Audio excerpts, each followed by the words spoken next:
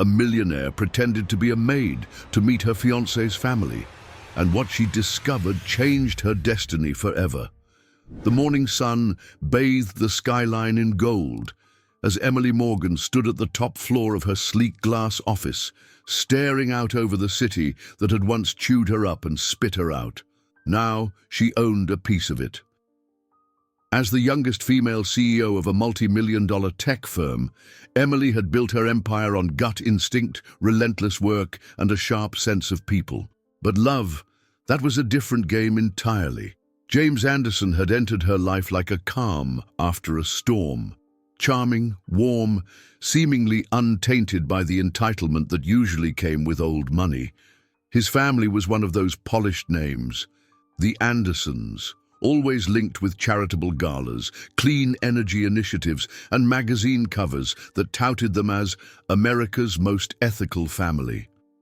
Too perfect, and too quiet behind the scenes. Emily had seen how easy it was for money to buy image. She'd worked too hard to be fooled now. So, when James left for a 10-day trip to Tokyo, Emily made a decision no one saw coming. "I'm going in," she said, staring at her assistant Ava across her office desk. Ava blinked. "Into what? A mental breakdown?" Emily smirked.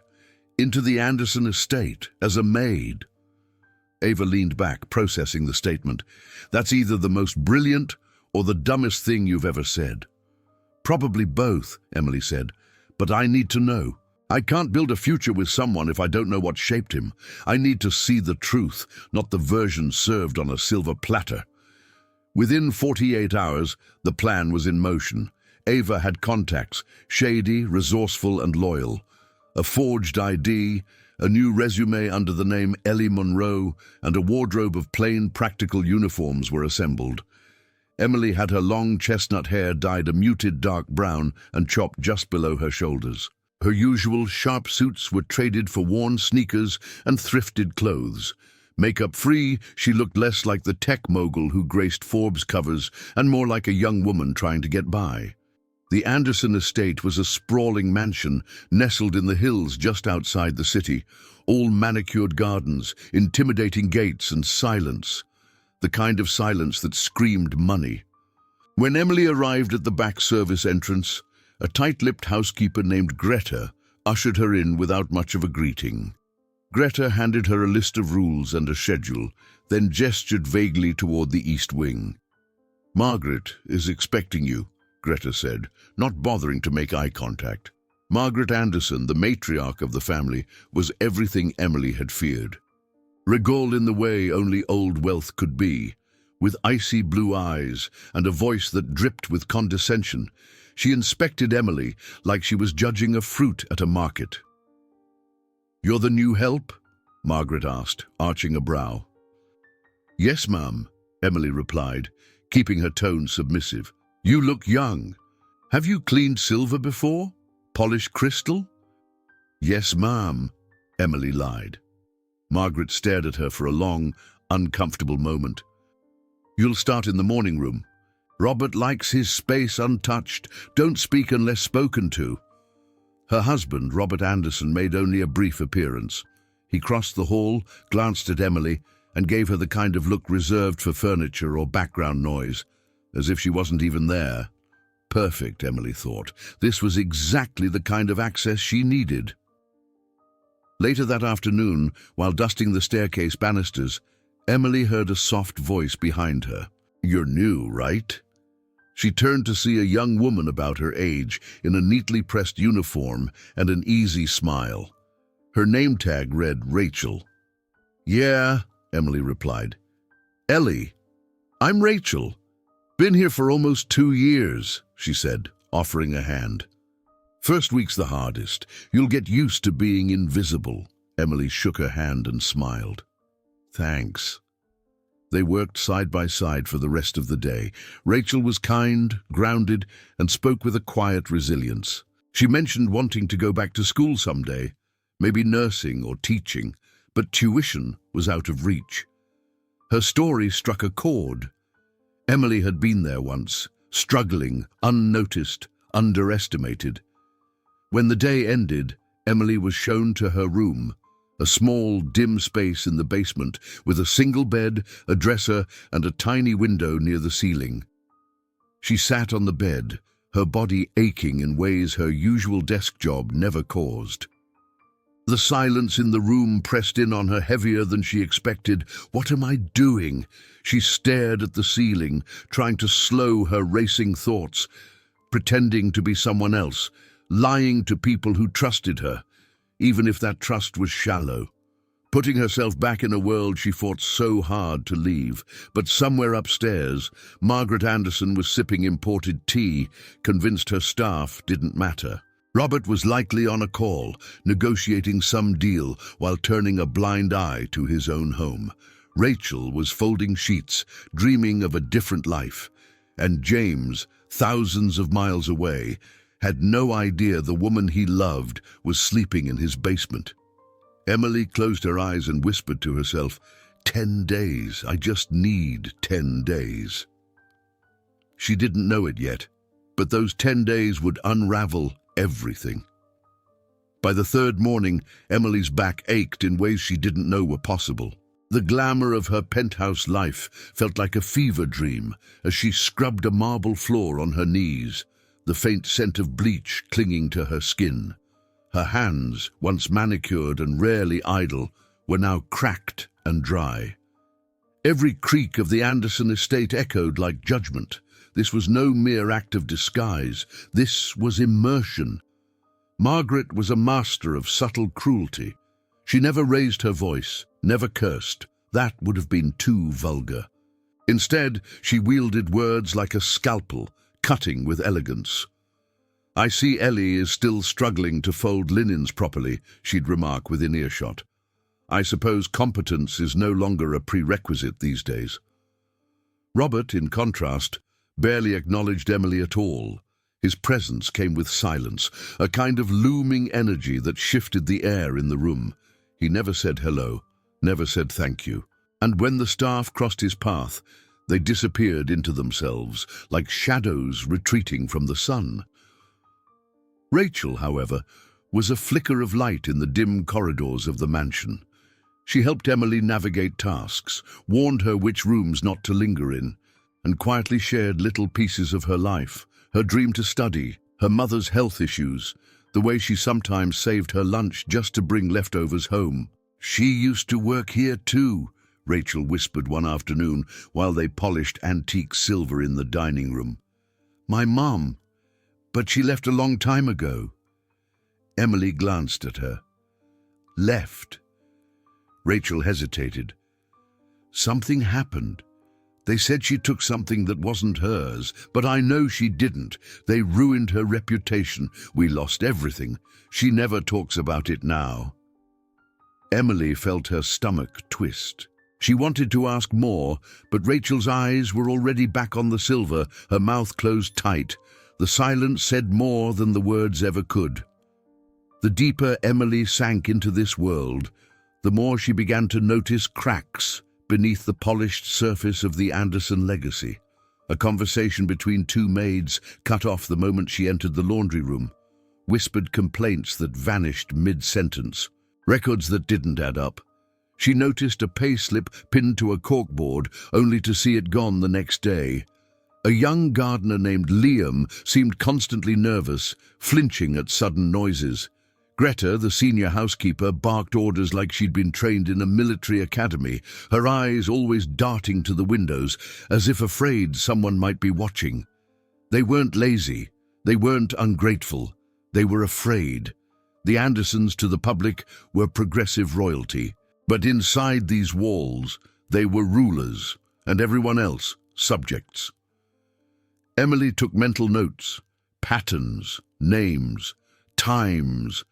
The manipulation wasn't always direct, but it was there, in how people were treated like background furniture, in the dismissiveness, in the glass ceiling buried under a marble floor. That night, after her shift, Emily returned to her small room and jotted down observations in a tiny journal hidden in the lining of her bag. She wrote in code, old habits from her early hacking days, and tucked it away beneath the mattress. She was just crawling into bed when Greta knocked sharply and entered without waiting. "Ellie, Mrs. Anderson says to prepare the front sitting room. Mr. James is returning tonight." Emily froze. "Tonight?" Greta raised an eyebrow. "Is that a problem?" "No, Mum. Just wasn't expecting it." Greta narrowed her eyes, then left. Emily's heart thundered. James wasn't supposed to be back for another 4 days. There was no time to call Ava, no time to retreat. Panic flickered in her chest, but she swallowed it down. She had to think fast. By the time the town car pulled into the circular driveway, Emily had blended into the shadows of the hallway, pretending to dust baseboards near the coat closet.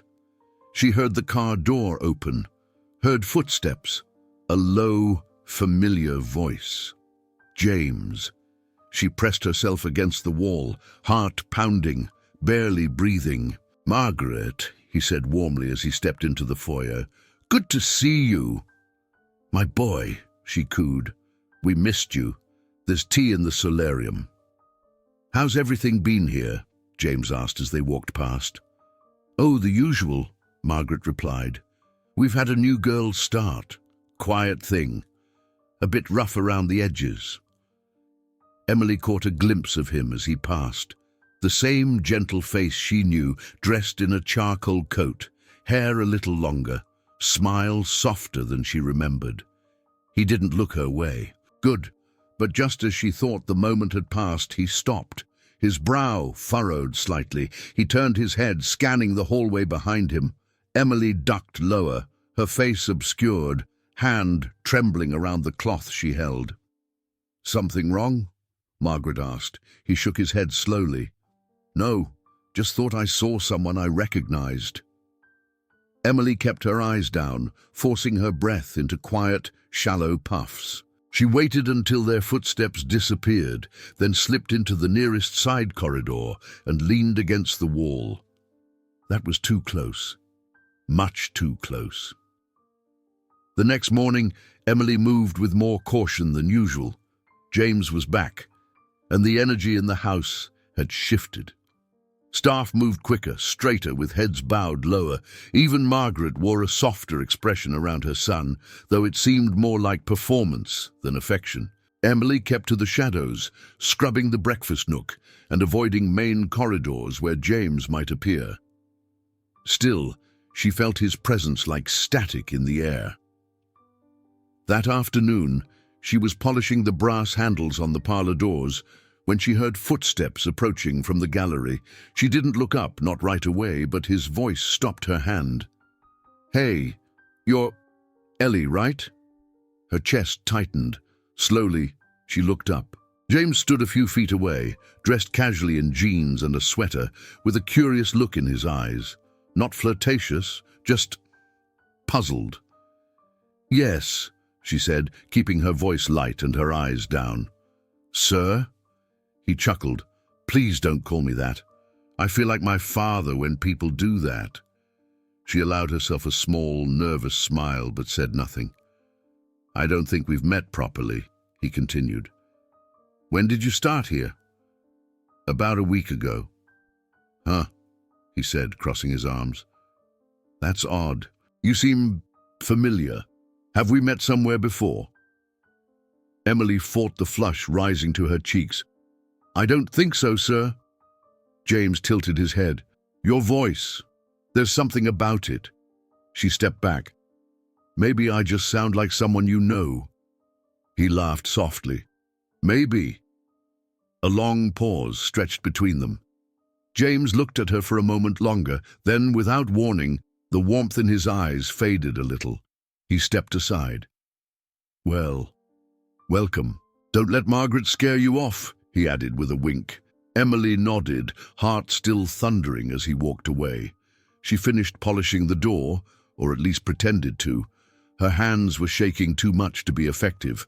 Later that day, while helping Rachel organize linens in the upstairs supply closet, Emily couldn't shake the feeling that she was walking on a tightrope with no net. "I didn't know James was coming back early," Rachel said casually, folding pillowcases. He's nicer than the rest, but still, not really one of us, you know?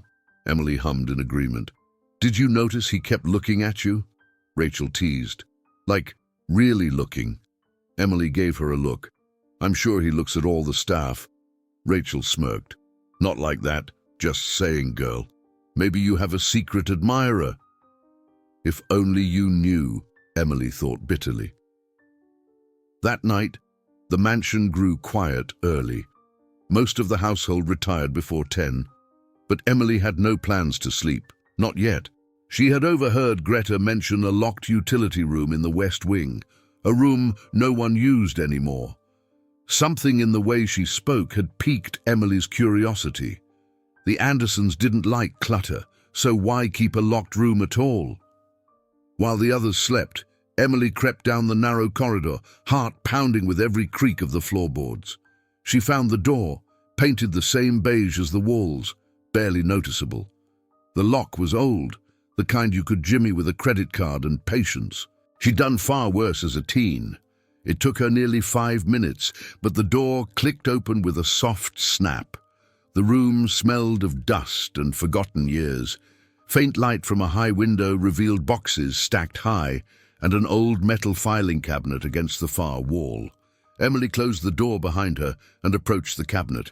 It wasn't locked. Inside were old employment records, tax documents, legal files. She scanned names quickly, looking for anything that connected to Rachel, and there it was. Brooks, Naomi, Rachel's mother.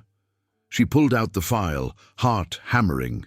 A termination letter dated 7 years ago. The accusation, theft of a diamond bracelet belonging to Margaret Anderson. No police report filed, no investigation, just a signed letter from Margaret, firing Naomi on grounds of dishonesty and disruption. Emily's stomach turned. She flipped through the rest of the folder. No evidence, no statements, just Margaret's word, and it had been enough to destroy someone's livelihood.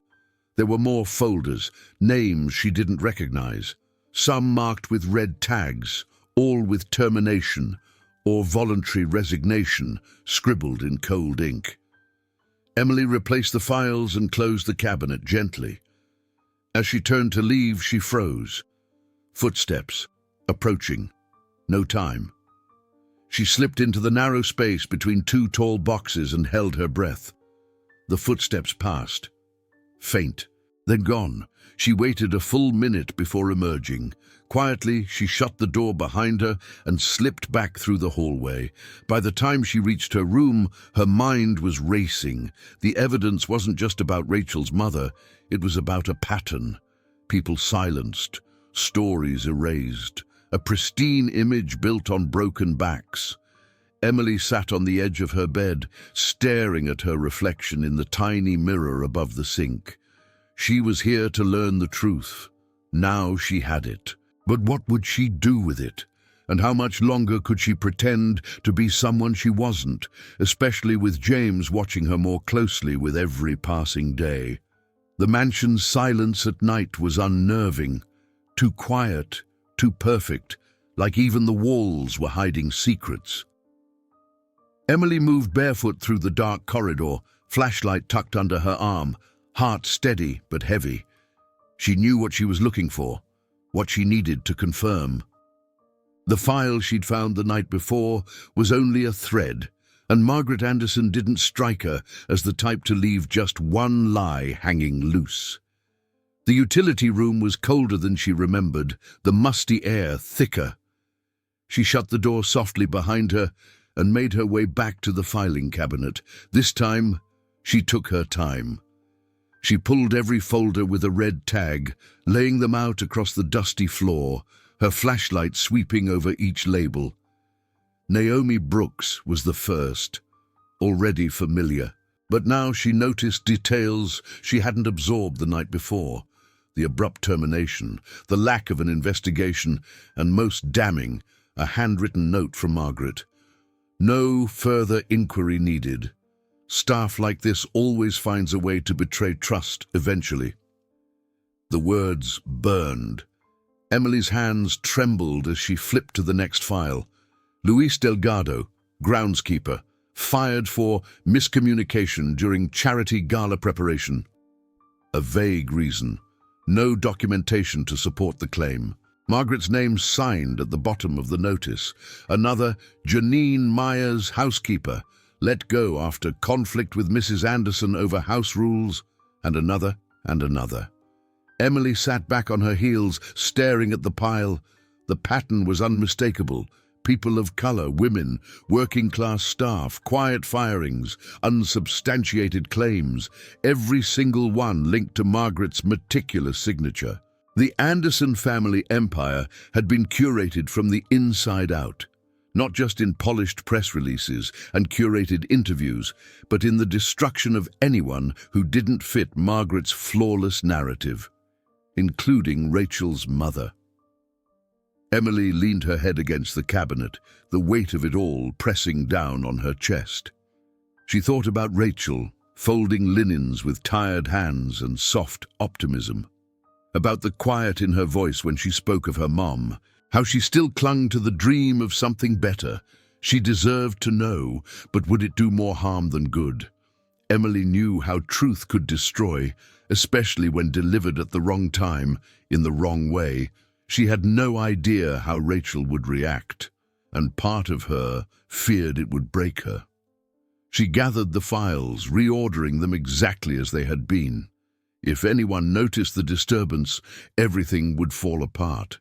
She wasn't done yet, not until she decided what came next. The next morning, the air was thick with the scent of baked cinnamon and coffee. Margaret was hosting her weekly brunch for the board members of the Anderson Foundation, all smiles and strategic compliments. Emily stood silently near the archway with a silver tray in hand, her posture perfect, her eyes lowered. James was seated by the window, sunlight catching the edge of his profile. He looked tired, like the weight of returning home had settled heavily on his shoulders. Margaret was in performance mode, arms draped elegantly over her chair, laughter just a shade too high. She talked about sustainability, community outreach, supporting the underrepresented. Emily nearly choked. Later in the kitchen, James entered for coffee. Alone. Emily was refilling glasses. She turned, their eyes meeting. He smiled softly. "Ellie." Her hands stilled. "Can I ask you something?" he said. She nodded. "Where are you from?" he asked, leaning against the counter. Emily hesitated. "Midwest, small town." He tilted his head. "You don't talk like someone who grew up around here." Emily gave a slight smile. "Maybe I just listen more than I speak." He laughed quietly. "I like that. Most people in this house talk too much." She set the coffee down gently. "You remind me of someone," he said. "Someone important." She didn't answer. James looked away, then back again, this time more vulnerable. "You ever feel like you're pretending, like no one really knows who you are, and they wouldn't understand if they did?" Her breath caught. "Yes," she said quietly. He nodded, like he'd been waiting to hear it. Then, almost sheepishly, he added, "I miss her. Emily. My girlfriend. We haven't talked in days. She's different, sharp, brilliant. She never lets anyone lie to her, not even me. I think that scares my mother." Emily looked at him, her throat tight. "I think I scare your mother too," she whispered before she could stop herself. James blinked. "What?" She quickly added, "Sorry. Just meant you're different too." He smiled again. "Thanks, Ellie." Then he left, and Emily's heart sank as the door closed behind him. That night, she sat beside Rachel outside on the back steps. The air was cool, stars scattered across the sky like distant promises. Rachel leaned her head on her knees. "I think about it a lot, you know. What my mom went through. Sometimes I wonder if she regrets working here, if she still has nightmares about how it ended." Emily looked at her, struggling with the weight of what she was about to say, or not say. "She was set up," she whispered. "I think someone wanted her gone." Rachel turned sharply. What? I mean, I found some old paperwork. It didn't add up. There was no proof, just assumptions, just Margaret's word. Rachel stared at her, disbelief turning to something deeper. Her voice cracked. So they lied. Emily swallowed. Yes. Silence fell between them, heavy and raw. Then Rachel wiped her face, sat a little straighter. Then I'm going to make something of myself, she said. No matter what they took from us, I'm going to be someone. Emily smiled through her tears. You already are. As the night stretched on, Emily returned to her room and looked at her reflection in the cracked mirror. This was no longer just about James. It was about justice. But every broken voice hidden behind the marble walls of the Anderson estate, and she couldn't walk away. Not yet. The dining room sparkled like a stage set for a play, all crystal stemware and gold-rimmed china. The chandelier hummed above the table like a silent warning.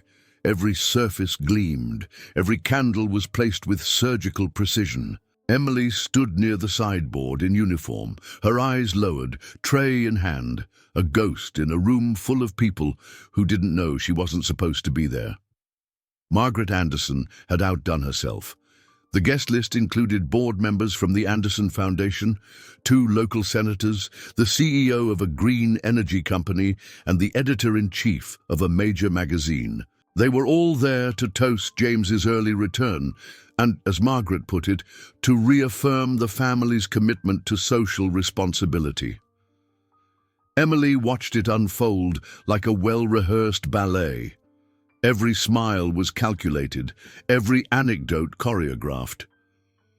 James sat at the center of the table, dressed in a tailored navy suit, exuding poise. But his eyes wandered often and always landed on her.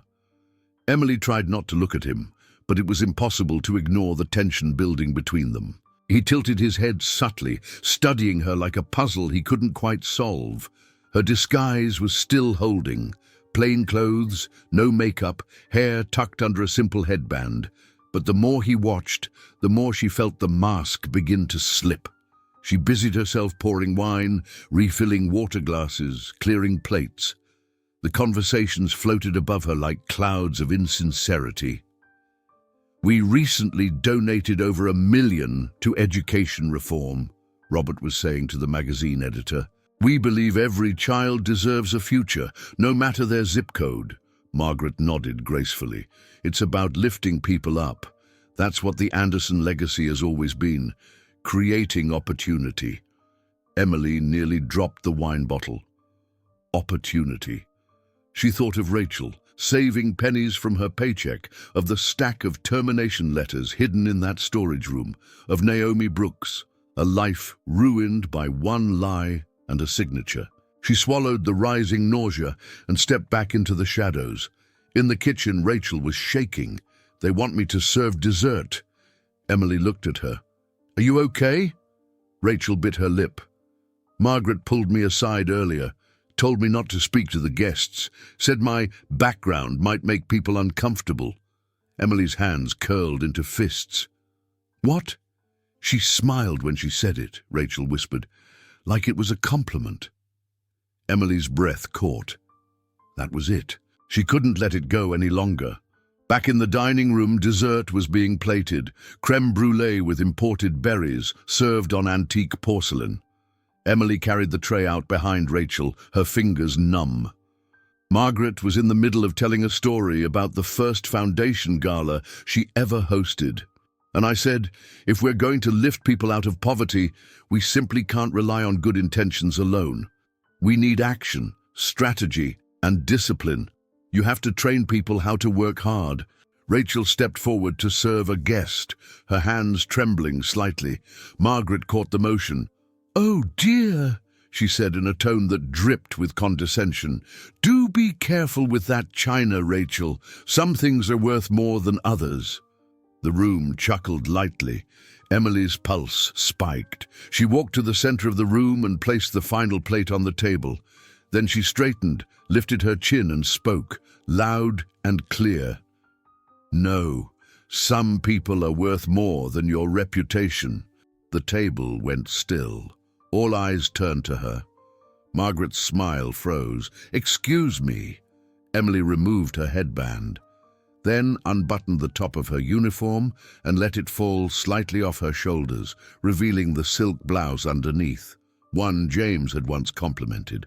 Recognition sparked in his eyes. "Oh my God," he whispered. "Emily?" Margaret stood. "What is this?" Emily stepped forward, voice unwavering now. "I'm Emily Morgan, CEO of Morgan Tech, and until tonight, I've been working here, cleaning your floors, folding your napkins, and watching how you treat the people who can't fight back." Gasps echoed. Forks clinked against plates. "You fired Naomi Brooks after accusing her of theft without evidence. You destroyed her life, you humiliated her family, and she's not the only one." Robert's face hardened. "This is absurd. You broke into our home." "No!" Emily snapped. "I walked in through the back door, just like everyone else you pretend to care about, and what I found was a culture of fear, abuse, hypocrisy wrapped in philanthropy." Rachel stood frozen behind her, wide-eyed. Emily turned to her gently. "Rachel, your mother never stole anything. I found the files. Margaret wanted her gone, and that was all it took." Rachel's lip trembled. The room was dead silent. Margaret's voice finally cut through. "This is an ambush, a calculated act of humiliation." "No," Emily said, fire in her voice. "This is the truth, and you don't get to hide behind your money anymore." She turned to James, her heart breaking. "I didn't want to hurt you, but I needed to know who your family really was, and now you do too." James looked stunned, hurt, speechless. Emily's chest rose and fell. "I'll leave now, but don't think I'm walking away because I'm afraid of you. I'm walking away because you've already lost something far more valuable than reputation." She placed her name tag on the table and walked out. Behind her, silence followed, but she'd never felt louder. The dining room, once brimming with polite laughter and flickering candlelight, now sat in stunned silence. Emily's footsteps had barely faded down the hall before the guests began whispering in disbelief. Silverware clinked nervously. Margaret stood motionless, her eyes locked on the empty space Emily had left behind. Her lips pressed so tight they'd turned white. Robert was the first to break. "This is a publicity stunt," he said coldly, scanning the room like a general trying to salvage a battlefield. "A calculated smear campaign. None of what she said can be verified." But he was wrong. The guests had seen enough. The mask had cracked, and in the world the Andersons had built, a world of pristine image, one crack was all it took for everything to shatter. Margaret didn't speak. Her eyes were distant, unfocused, no longer the center of attention, no longer in control. Downstairs in the back garden, Emily sat on the cold stone steps, inhaling the night air like she was trying to breathe herself back into her own skin. Her hands were still shaking. She hadn't rehearsed that moment. She hadn't even planned to reveal herself like that, but the moment came, and she had chosen to tell the truth.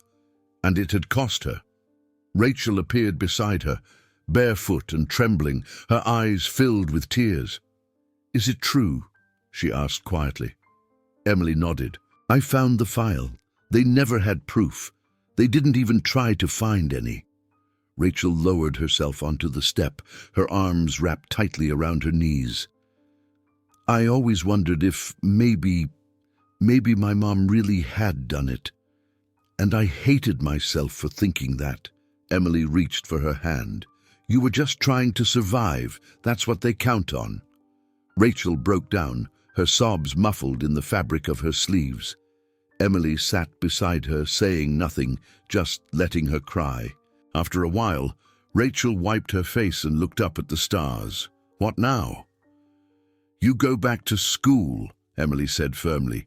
"You work for me. Full scholarship, internship, whatever you need, it's yours." Rachel looked at her, stunned. "Why would you—" "Because someone should have helped your mother when she needed it," Emily said, "and because you deserve better than what this house gave you." Upstairs, James stood alone in the hallway, his reflection fractured across the glass cabinet doors. The words kept replaying in his head. "You don't get to hide behind your money anymore. This is the truth." He had heard them, but what haunted him most wasn't the public humiliation. It was the fact that deep down, part of him had already known. There had always been whispers, a lingering discomfort about how the staff avoided eye contact, about the coldness in his mother's voice. But he had looked away, because looking too closely meant facing the ugly truth that the world he came from was built on things no charity gala could cleanse. Emily had made him see it, not gently, but honestly. He found her in the back garden just as Rachel was heading inside. Emily looked up at him, uncertain. "You lied to me," James said. His voice was raw. "You snuck into my home. You watched my family behind my back." "I had to," she replied. "I couldn't trust what I saw from the outside." "I trusted you, and I loved you enough to need the truth," she said. "Would you have believed me if I told you outright? Would you have believed me if I said your mother had ruined someone's life? Without proof?" James didn't answer, because they both knew the answer. "You think I wanted to find all this?" Emily said, standing now. "I wanted to be wrong. I prayed that your family was everything you believed they were. But they weren't." James took a step forward, the distance between them still charged with emotion. "You humiliated them." "They humiliated themselves," she shot back. "All I did was give the truth a microphone." James turned away, dragging a hand through his hair. "I don't even know who I am right now, who they are. I feel like the ground just disappeared beneath my feet." Emily's voice softened. "Then maybe it's time to build something better. On truth this time." He looked back at her, eyes glassy. "I don't know if I can forgive you yet." "I'm not asking for that," she said. "I'm asking you to see." They stood in silence for a long moment, not as enemies, but as two people staring at the wreckage of something that had once felt safe. Then James turned and walked away, not in anger but in grief, his shoulders heavy, his steps slow. Emily didn't follow. Some truths had to settle before they could be healed. The news broke within 48 hours. It started with a leaked video, grainy footage of Emily standing in the Andersons' dining room, her voice clear and resolute, calling out the family by name. A former staff member had recorded the confrontation on their phone, then anonymously sent it to a journalist. From there, the story exploded. Beneath the Anderson legacy, allegations of workplace abuse and class discrimination. CEO Emily Morgan breaks silence inside the mansion walls. Charity or cover-up? Questions surround the Anderson Foundation. Margaret Anderson appeared on camera 4 days later, tightly composed in a navy suit, issuing a public statement that was part apology, part damage control. "We acknowledge the mistakes of the past," she said, voice clipped, "and we are reviewing internal policies to ensure fairness for all employees." Robert stood beside her, silent, a ghost in a tailored suit. But the real shift came when they both resigned from the board of the Anderson Foundation. Sponsors pulled out, events were cancelled. The name that had once stood for spotless philanthropy now carried the stain of hypocrisy. And Emily? She didn't celebrate. She went back to work. Rachel Brooks stood in the glass lobby of Morgan Tech, wearing a blazer that still had the tag tucked inside and holding a worn-out tote bag filled with notebooks. Her eyes were wide as she looked around at the polished floor, the buzzing monitors, the hum of potential. "You nervous?" Emily asked, stepping beside her with a smile. Rachel exhaled. "Terrified." "You'll get over it," Emily said. "The first week you'll feel like you don't belong. By the second, you'll start to believe you might. And by the third, you'll be too busy growing to care. Rachel smiled, her voice small. Thank you for everything. I didn't give you anything you didn't already earn, Emily replied. I just got out of your way. Rachel walked toward the elevator, and Emily watched her go, pride swelling in her chest.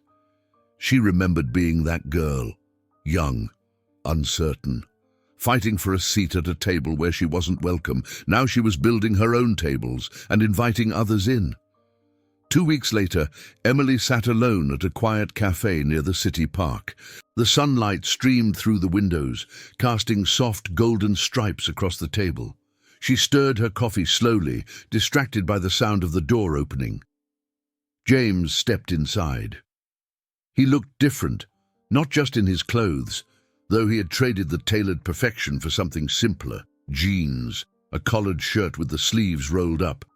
But it was his face that had changed most, less polished, more open.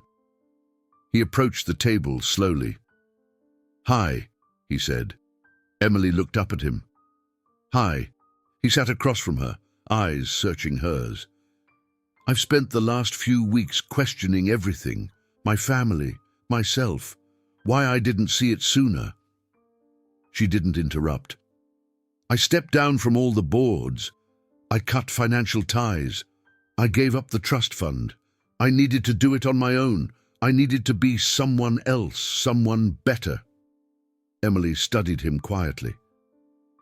Why are you telling me this? Because I want you to know that I believe you now.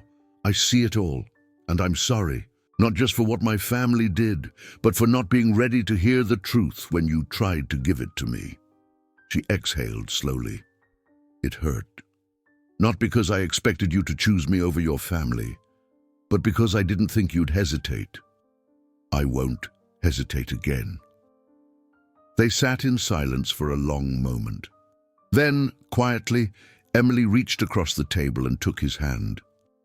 Neither will I, she said. The wedding was quiet. A garden tucked behind an old library, a string quartet, folding chairs. Sunlight filtering through branches. Emily wore a simple white dress, bare-shouldered and soft. James stood beside her in a pale grey suit, no tie, hands shaking only slightly as he took hers. There were no reporters, no headlines, only people who mattered. Rachel stood beside Emily, holding the bouquet, a quiet strength in her eyes, a symbol of the past healed and the future made new. As the officiant spoke, Emily didn't hear every word. She was too busy looking at the man beside her. Not the boy who grew up in a mansion, not the name tied to power or scandal, but the man who chose to walk away from privilege to find truth, the man who chose her, not for her status, but for her strength. And when she said, I do, it wasn't just to love, it was to building a life that meant something, together. Sometimes the smallest moments change the biggest lives. If this story moved you, leave a like and subscribe for more.